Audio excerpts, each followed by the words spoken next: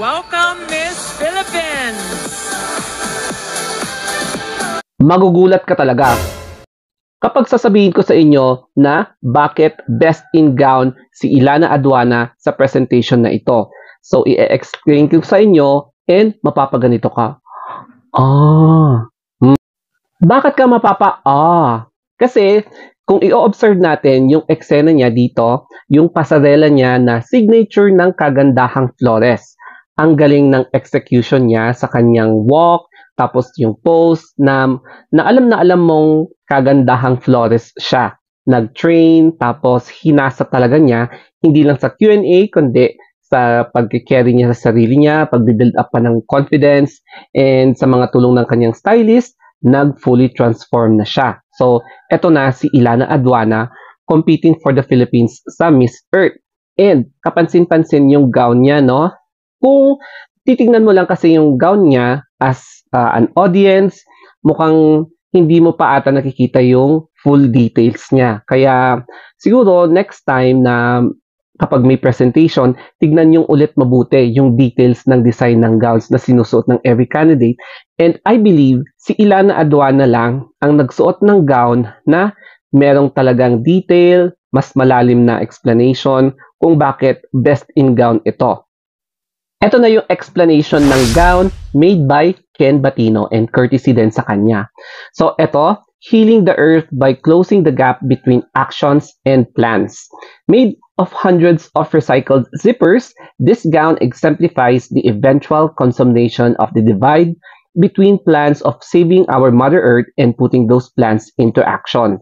It takes more than just a woman to achieve a lasting balance and sustainability in this earth.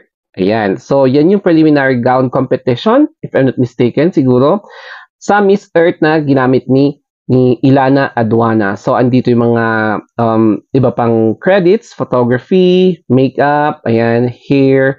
So, pinost ko dyan para makita nyo. At ito na nga, yung close-up view ng gown ni Ilana Aduana kung bakit nasabi ko na best in gown siya.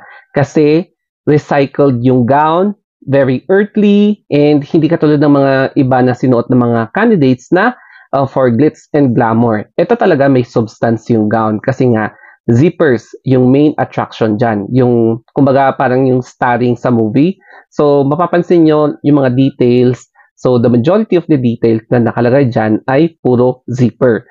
So, dito mo talaga masasabi na, hindi ito basta-bastang gown.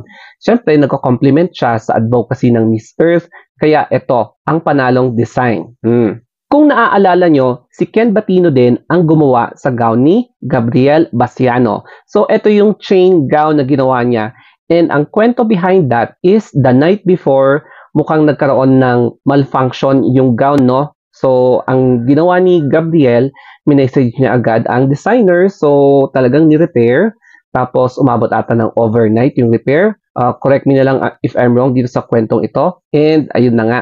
Best in gown. O, diba? Si Gabriel Basiano sa Binibining Pilipinas. Nung sumali siya, kasama niya dyan si Herlin Budol. At during that time, yung napanalunan ng crown ay Miss Intercontinental where she placed as one of the lucky semi-finalists. O, diba? Kaya ito yung tinatawag nilang sustainable fashion. So, it is not only just for glamour or pang-pa-impress, kundi ito yung gown talaga na pwede mong masabi na, it is made up of mga raw materials na talagang pwede mong i-recycle, tapos pwede mo pang gamitin sa kahit na ano pang mga bagay.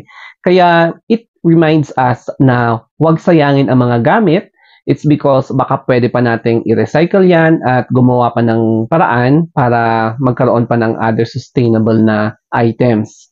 Sa mga nagsasabi na medyo calculated, over-rehearsed, o kaya kung ano pang mga over ang sinasabi kay Ilana Aduana, in my own understanding, in my own observation, she is just doing her job. And ito talaga yung pressure na bilang isang candidate na talagang you cannot really please everybody. However, makita mo naman sa kanya yung effort, no? Kung sa Miss Universe, di tayo nakaabot sa top 5, edi dito, pwede, top 5 ulit. Pero syempre, wag tayong mag-over na umasa But then, we should be happy kung ano man yung magiging placement niya this year. Other than Philippines, sino pa ba ang nag-stand out during that particular na gown presentation show? Ang pinaka-first ay si Netherlands. Napansin ko kay Netherlands, there's something about her na mukhang siya ang magiging tinik ni Ilana Aduana. Napaka-effortless niya, no? Alam mo yun, yung naturalesa lang yung kanyang eksena. Pero, look at the face value. As in, the face value, parang tumitingin ka na sa manika. Her face is yung main weapon niya. And I'm going to make a separate vlog about kay Miss Netherlands. Tapos, alam mo yun, yung experience niya sa MGI, parang learning yon, no? In-improve niya at ngayon, eto na yung full force ng pag-transform niya sa Miss Earth. And why not? Kung siya ang mananalo ngayon, di ba? Wala naman sigurong masama. Pero never underestimate Netherlands. So tignan natin kung consistent siya throughout the pageant. So aside from Netherlands, here comes Poland. So marami din ang nabighani kay Poland because aside from Philippines, si Poland yung finesse. May kita mo na finesse, pero malakas din yung kanyang aura during that presentation show. Kaya also watch out for Poland. Tapos, kay Venezuela. Alam naman natin na yung signature ng Venezuela, yung kanilang pasarela, alam mo yun, yung well-trained talaga sila. Kahit na anong corner mo sila ipunta, kahit na anong pageant, alam na alam talaga nila yung galawan nila. Ayan. And seldom na na-unplace ang Venezuela. So makikita nyo talaga yung character ng Venezuela, no? So parang inangkin na niya yung blue carpet. And then kay Thailand naman. So makikita natin na Thailand is sending a delegate na competitive, tapos very eloquent sa kanyang mga sinasabi, and good speaker siya. Tapos ang napansin ko sa kanyang presentation sa blue carpet, medyo naglaylo lang siya ng konti, no? Parang laylo-laylo, nag-play safe lang siya. Pero tignan na lang natin sa finals kung ano pa yung mga pwede niyang bala na ipakita. At ang pinaka-regal na nakita ko ay si Albania. Kung naaalala nyo, si Albania ay host dun sa Miss Globe na kung saan naging second runner-up ang pambato ng Pilipinas na si Anna Lacrini. So, kung familiar talaga kayo sa Miss Globe, ayan siya, si Miss Albania. Miss Earth Albania 2023, alam din niya kung paano kumilos. So, I think Albania might have a placement this year. So, tignan na lang natin kung consistent din siya. Anyway, eto yung hot picks by Missology. Mapapansin nyo na, thank you, nasa isa sa mga top 5 ang Philippines. Pero syempre, wag pakampante si Ilana Aduana kasi merong ibang nanggugulat. Yung, kumbaga, hindi na nila kailangan ng effort para mapansin, no? Katulad ni Netherlands, katulad ni Poland, na, alam mo yun, kay Netherlands, talagang angelic siya, very Diyosa.